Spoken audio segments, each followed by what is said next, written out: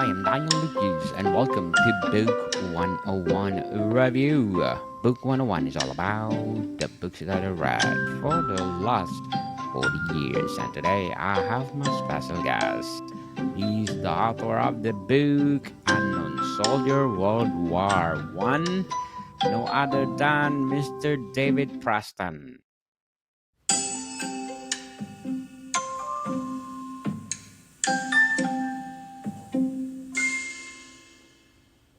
Thank you for having me, Daniel.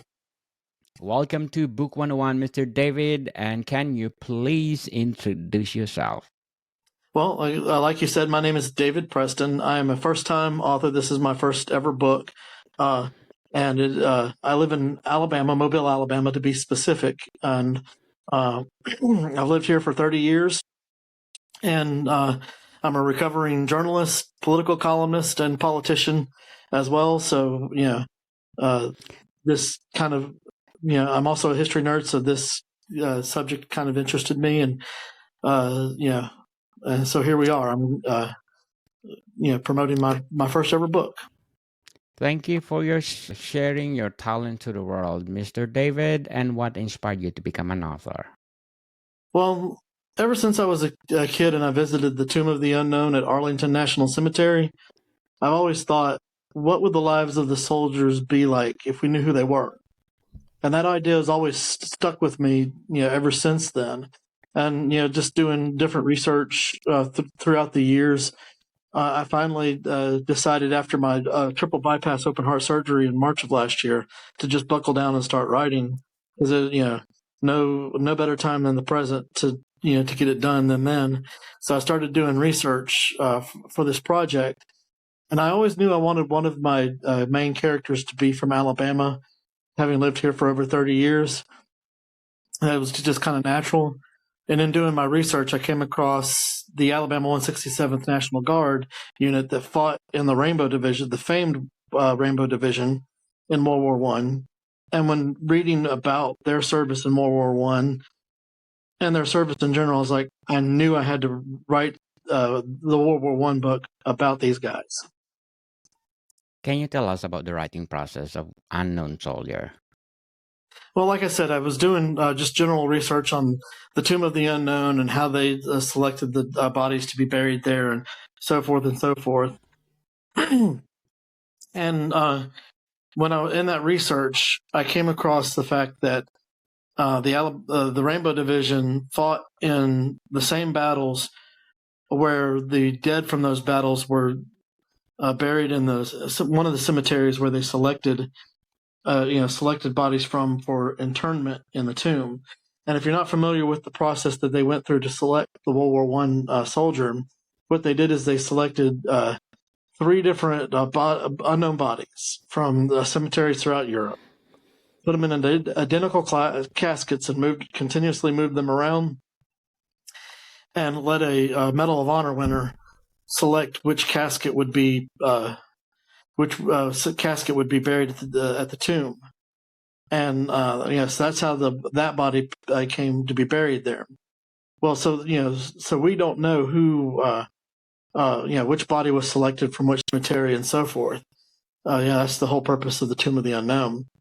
And so when I discovered that this unit fought in those battles and some of their real life experiences, also with that Alabama connection, it just made sense for me to write this book about the Alabama 167th. What challenges have you faced in writing Unknown Soldier? Well, I've had to. I went through at least 4 different, rewrites, drafts in the process. So, I mean, it took me from the time I actually started writing until the actual publication of the book took me a little over a year. And I went through it, wrote it, sent it to my editor, got those notes back, made changes based off of those suggestions, sent it out to several reviewers, got those back, made changes again based off of those suggestions, and then went through it a final time with a fine-tooth comb to make sure that I could get every single wrong word, misspelling, errant letter or errant number that was in the manuscript as I possibly could before publication. And so that's why I went through it at least 4 times before publication. What authors or books have influenced your writing, Unknown Soldier? Uh, well, I'm a huge fan I've always been a huge fan of legal thrillers and political spy thrillers. So authors like John Grisham and Brad Thor and Vince Flynn, I've always enjoyed reading them. I also like reading a lot of nonfiction books too, about history, and people like Paula Webb and Mike Bunn, who are local historians in the Mobile, Alabama area. Especially Mike Bunn, have really greatly influenced not only my writing style but my approach to researching these projects as well. Can you share a memorable moment from your writing, Unknown Soldier? Well, the most memorable story from the book, and this was a fictional account of a real life story that was relayed in documentation I was able to find. Now, have I been able to actually prove that this happened? I don't know. It could end up being an old soldier's tale, but it was still good enough that I was like, I have to put this in the book. But the story is this. I came across a story where supposedly soldiers from the 167th, while during their service on the Western Front in France, snuck into no man's land one evening and hung a banner from a fence line in no man's land facing the Germans that said, "Give your heart to God because your ass belongs to Alabama." And I was like, well, that's just quintessential, not only quintessential soldiers, but that's quintessential Alabama. So that story has to go in the book, even if it ends up being an old soldier's tale. It's still good enough, too good to not put in the book. Yes, for sure. So, what advice do you have for aspiring writers like you? No matter what level of writing skills you have, no matter what, if you think you're a good writer or think your idea is good or not, just start writing, because you can't finish a book until you start it. So just start writing. Once you start writing, the ideas will start coming to yourself. They'll start coming, they'll start flowing, and you'll actually end up having to, be like, your mind will start racing ahead with ideas of what you want to incorporate into the book from the point that you're at now. So you'll have to make notes on, make sure that I include this, make sure I include that, because if you because you don't want to forget that, obviously. But as you start writing the book, the ideas start flowing, and then once you're done writing, you've got you've a first draft of a manuscript. Very well said, Mr. David. But before we go on, I want to shout out our listeners from Indonesia. Thank you, Indonesia, for supporting this podcast, because in Jakarta, I got 57% audience share, West Java 15, Bali, Central Java, East Java, Jambi, and North Sumatra. Thank you, Indonesia, for supporting this podcast, because this podcast is created to empower writers, authors all over the world, like Mr. David Preston. And of course, listen notes for my listen score of 27 and belong to 10% popular show globally. So, Mr. David, how do you balance writing with the other aspect of your life? It's hard to do, but you just got to make time. Sometimes you got to sacrifice, things that you may want to do, like play video games or read books or watch television, to make time to write. But I encourage people, if you're interested in writing a book, to make that time to start writing your book, because it's an enjoyable process, and the world that you create when you're writing will be very enthralling, and you'll be into the world and the characters. I mean, like, for example, when I got done writing this book, obviously because of the title "Unknown Soldier, World War One," the main character had to die off in the end, because that's how he ends up in the tomb, obviously. But I was kind of sad when that happened, because I invested myself in the story while writing it, and it's a very enjoyable experience. So I would just encourage people to make the time to write, even if it's even if it's on your work break when you're working and you get a lunch break, write, because that's an opportunity for you to create characters and worlds that you and other people may thoroughly enjoy. Yes, definitely. Right, and stop procrastinating, people. If you have the passion of writing, go for it or for it. So, what are some themes or topics that you are passionate about exploring in your writing? Obviously, this book is the first book in what's going to be a series of 4 books for each soldier that's buried. One for each that's buried in the Tomb of the Unknown, World War One, World War Two, Korea, and Vietnam. I'm also really big into U.S. Civil War history. I grew up going to Civil War battlefields instead of Disneyland and Six Flags for summer vacation. So I've got a few ideas I'm mulling around there.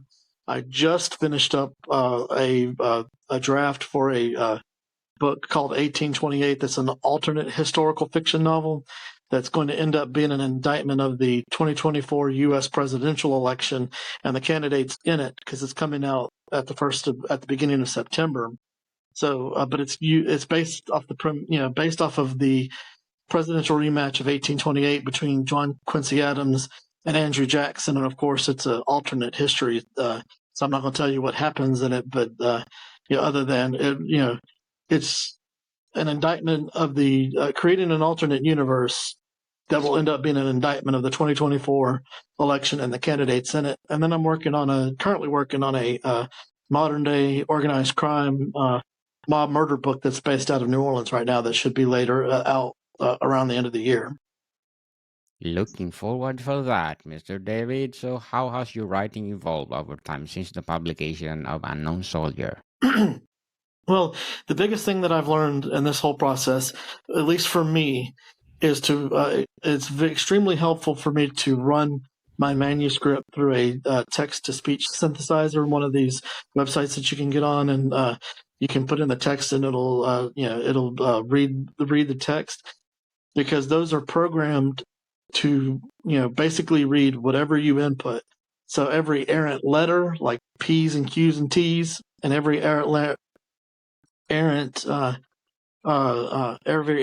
number, you'll catch those, and even every word that may be spelled correctly but may not be a good fit for the manuscript, you'll catch those as you're reading along with the voice, because like I said, all it's programmed to do is spit out what you input.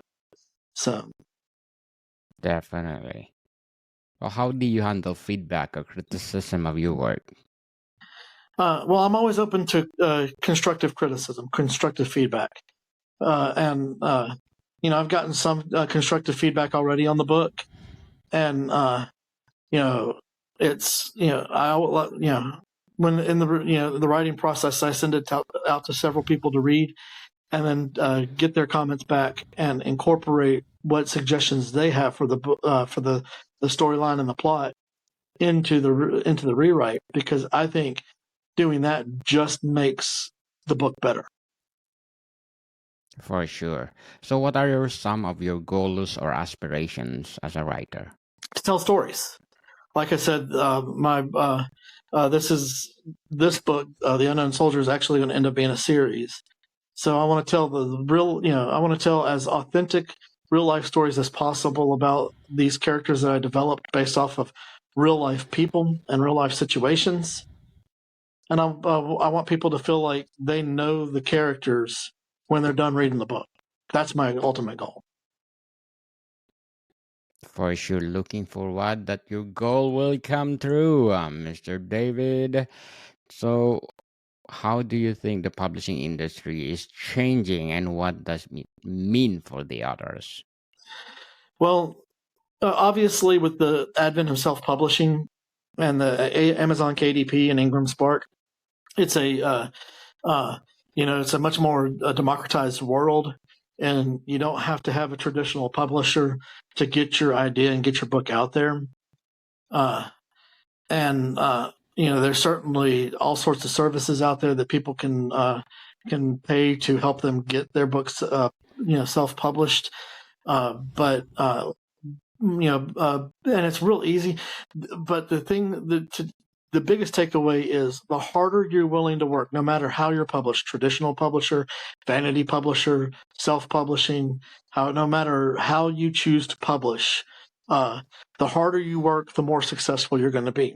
Because if you're not, if you just put it out on Amazon KDP and then you don't ever do any promotional efforts like going on podcasts like Book 101 or getting reviews or getting them trying to get in bookstores, it's not going to sell well.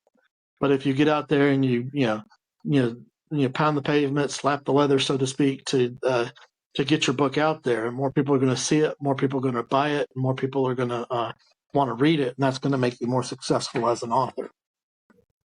Definitely, people. Marketing. Once you wrote a book, you need to market it to become a successful, to become bestseller, as they said. So, Mr. David, can you read your favorite chapter of your book? Well, I don't have it up here in front of me, so that would it would take a minute. But like I said, some of my favorite parts of the book is, like I said, that story about the banner that says "Give your heart to God because your ass belongs to Alabama." Another thing that I really enjoyed in the writing process, is, throughout the book, my main character frequently writes letters back to home, specifically to his younger sister Maggie. And that's a good way. That was a good way for me to convey a lot of real life stories that happened to the Alabama 167th in France, and in training in France, and even on their Mexican border service before their entrance into World War One, without having to go too in depth into that particular story. Like, for example, the 167th, in my book, James writes a letter to his sister about meeting Helen Keller, who happens to be one of his sister's idols. And of course, if you're not familiar with who Helen Keller was, she was a deaf and blind girl that went on to be a successful author in her own right. In the early 1900s, and she's from Alabama.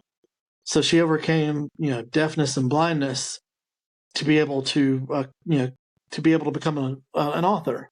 And so, so those kind of things, I really enjoyed developing those stories and those storylines and those plots, and conveying those real life stories through a fictional setting. Definitely. And thank you for sharing your talents to the world. But before we go on, I'm inviting you to please do listen to my other podcast, Food 101, our fourth season with Chef Alessandro, one of the best executive chef and one of five-star hotel in downtown Toronto. So please do listen to our latest episode. We talk about our culinary courses. People, culinary courses. We have volume 1, basic, volume 2, fundamental, and volume 3, principles. If you want to create a delicious food, please do purchase our culinary courses. And so please do listen, Food 101 on our fourth season. So, Mr. David, how do you approach writing for different genres or audiences? Well, it's not really a different process per se. Maybe the research is different for different genres, but because like I said, I'm working on a modern day organized crime, mob murder book right now, and that research was different than the research for this one, because it's more of a completely it's a completely made up story. It's so the research was more into the culture of New Orleans, names, different name variations for names of characters that I wanted in the book, that kind of stuff. But the process is pretty much the same. You develop, come up with the idea for the book, develop the outline, start writing the book, outlining characters, start developing the book, and then once you've developed the manuscript, start getting feedback from editors and reviewers, on where they think that you can improve the storyline, and going back and making those changes, and then publishing the book once you feel confident that the book is ready to be put out there. What is something you wish you had known when you are first started writing? Oh Lord, that's an interesting question.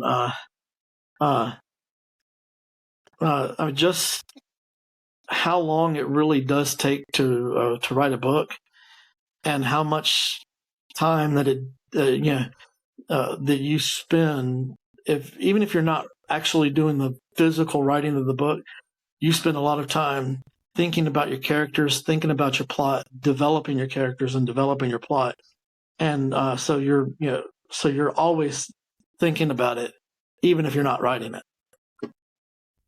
Very well said, Mr. David. So, how do you hope your unknown soldier will be remembered or appreciated by future generations?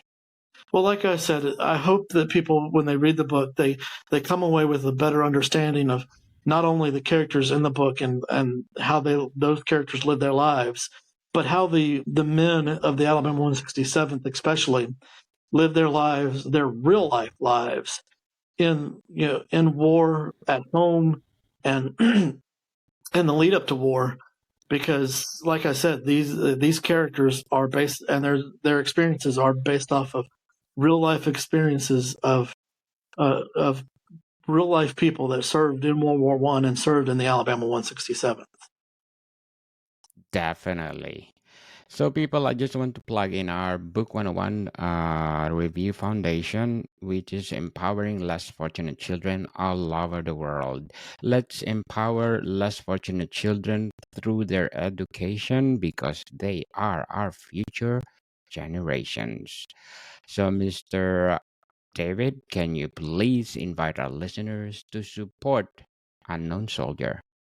Yes, absolutely. And if you haven't already, do need to go to Daniel's GoFundMe page to support children, because, like he said, they are the future. And if we don't help less fortunate kids, then our future is in trouble. But if you want a copy of Unknown Soldier World War One, it's on Amazon. It's on all the Amazon marketplaces throughout the world. It's on Barnes and Nobles, Books and Million, almost anywhere online that you can get a book or an ebook. It's there. I haven't gone to every single website to see if it's there, but I've set up for distribution, pretty much wide distribution around the world for anybody and everybody that wants either a physical copy or an ebook copy to get their hands on one.